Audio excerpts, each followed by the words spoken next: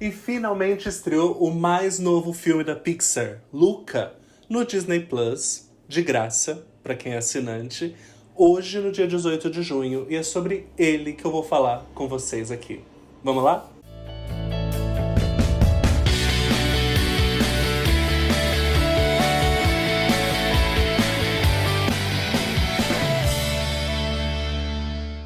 Bem-vindos ao canal Orelhas e Tiaras, eu sou o Paulo Gratão e nós temos vídeos aqui sempre que sai um filme novo da Disney ou alguns mais esporádicos.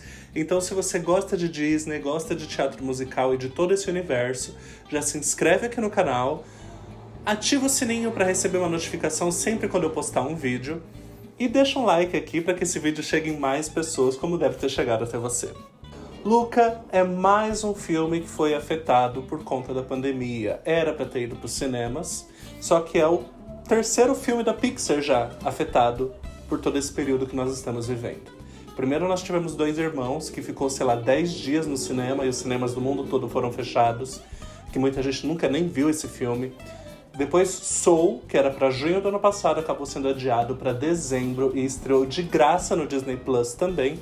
E agora, Luca. E aí, falando um pouquinho sobre a história de Luca. Luca se passa no vilarejo italiano chamado Porto Rosso, que é ali na Riviera Italiana, no litoral, e conta a história do Luca e do Alberto, que são dois monstros marinhos que querem, principalmente o Luca, né, quer conhecer a superfície. Essa história te parece familiar? Sim, eu também. No começo do filme eu super achei que era a Pequena Sereia. Mas depois, no decorrer do filme, você vê que tem algumas semelhanças com a Pequena Sereia, mas não tem nada a ver. Inclusive, parece outras obras de outros estúdios. Mas voltando ao enredo. O Luca conhece o Alberto, que acaba fazendo com que ele vá para fora do mar, desobedeça os pais dele, e vá conhecer essa cidade, lá, Porto Rosso, que é onde moram os humanos, que, claro, odeiam monstros marinhos e querem caçar monstros marinhos. Monstros marinhos para eles são uma coisa tenebrosa. E aí eles, em terra, são humanos, só que eles não podem se molhar. E aí eles têm um sonho para realizar. E para realizar esse sonho, eles precisam ganhar uma competição, que é todo o mote do filme. E assim, eu não vou dar spoilers, esse vídeo é sem spoilers, mas eu já devo dizer pra vocês que a Pixar teve um acerto muito grande ao não tentar complicar demais a história. É uma história simples, mas muito bem contada e que tem as camadas dos filmes da Pixar. Eu acho que se uma criança que ainda tem pouca vivência assistir, vai tirar uma mensagem bacana relacionada à amizade. Se um adulto que passou por alguma coisa, por exemplo, no meu caso, a comunidade LGBT assiste esse filme, vai entender o que quer dizer fazer parte do time dos excluídos e vai perceber várias referências ali sobre saída do armário, sobre se revelar, sobre assumir quem é, sobre enfrentar a sociedade, enfrentar aquelas pessoas que querem te fazer mal. Então, eu acho que a mensagem dele é certeira. E eu já comecei no meu roteiro onde era pra ser o final. Mas é isso, gente. Tô falando na emoção porque eu ainda tô emocionado com o Luca.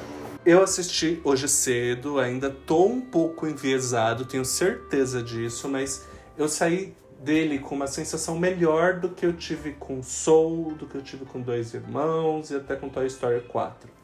Porque em todos esses outros filmes, é claro que eles são majestosos, são obras Pixar, você tem uma mensagem, eles são profundos, mas eu sempre ficava com a sensação de que estava faltando alguma coisa. Com o Luca, eu tive a mesma sensação que eu tive...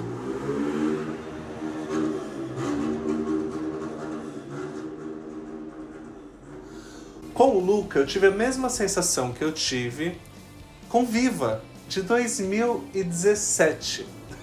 Que aqui chegou em 2018. Que o filme é perfeito, redondo, toca onde tem que tocar, conta o que tem que contar, e entrega uma mensagem linda e simples.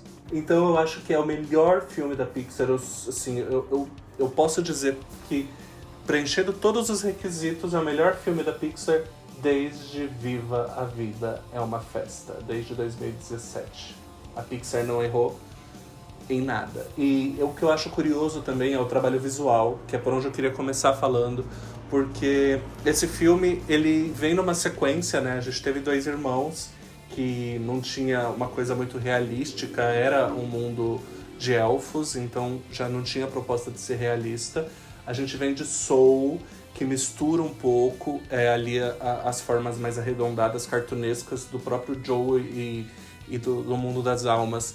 E a Doroteia, por exemplo, que é super realista, uma animação realista. E aí a gente vai pra Luca, que é uma coisa toda arredondada, toda feita pra ser cartunesca, feita pra ser desenho. A Pixar tá tentando... Tipo, eles chegaram até o hiperrealista. Eu acho que o ápice hiperrealista da Pixar foi Toy Story 4, pra depois começar a se experimentar mais sobre novos traços, novas formas de contar a história.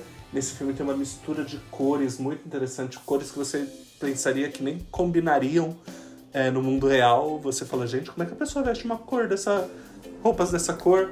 E lá super combinaram, são cores vivas, o filme tem o azul, claro, por causa do mar, e o verde como cores muito marcantes, mas também tem muitos elementos em vermelho. Mas o que predomina é o azul e o verde e as derivações dessas cores que você consegue enxergar nas cenas. O filme é super agradável de se assistir. Você não vê a hora passar. Ele tem o mesmo tempo, praticamente, que Frozen 2, mas flui muito mais rápido do que Frozen 2. A Pixar tá num caminho inverso ao da Disney, né? Porque enquanto a Disney tá cada vez mais realista, olha a Raya, como foi.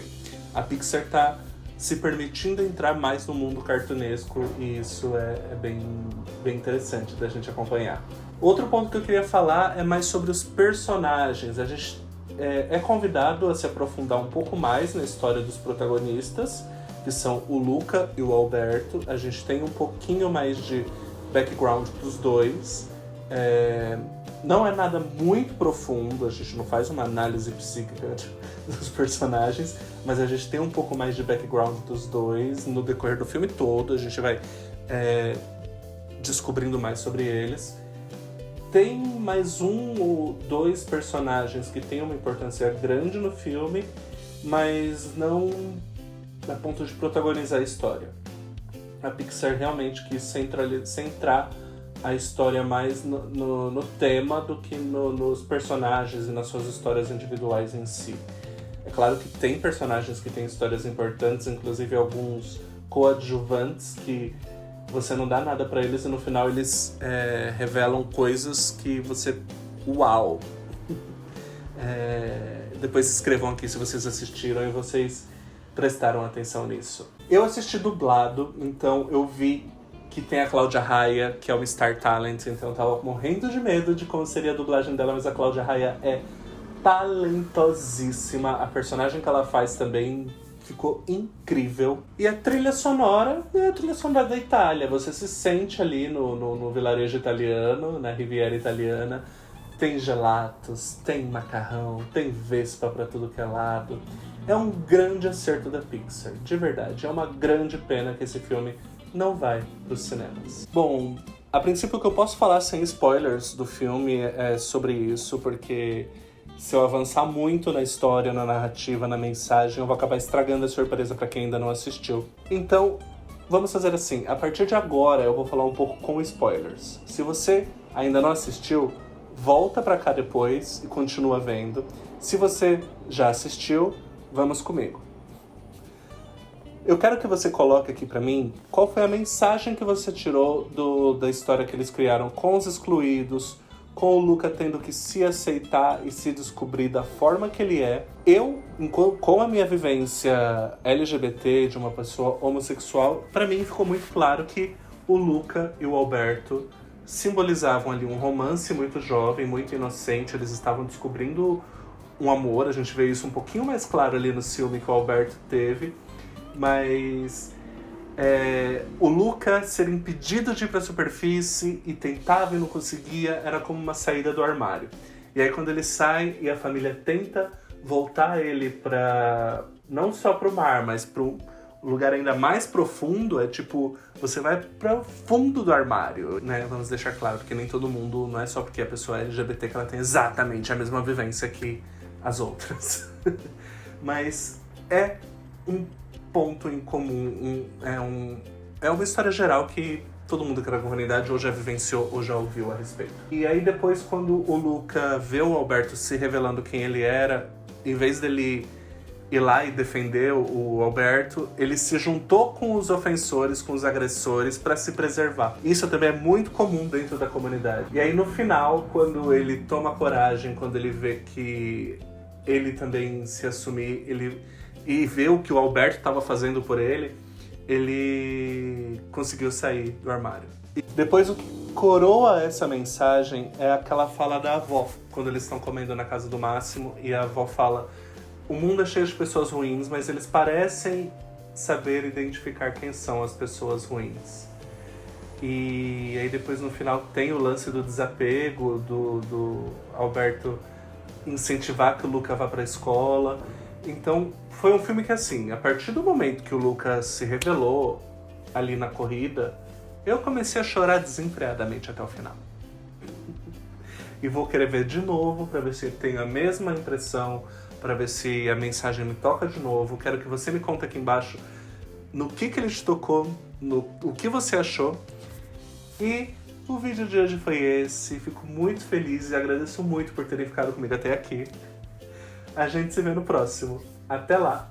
Tchau, tchau.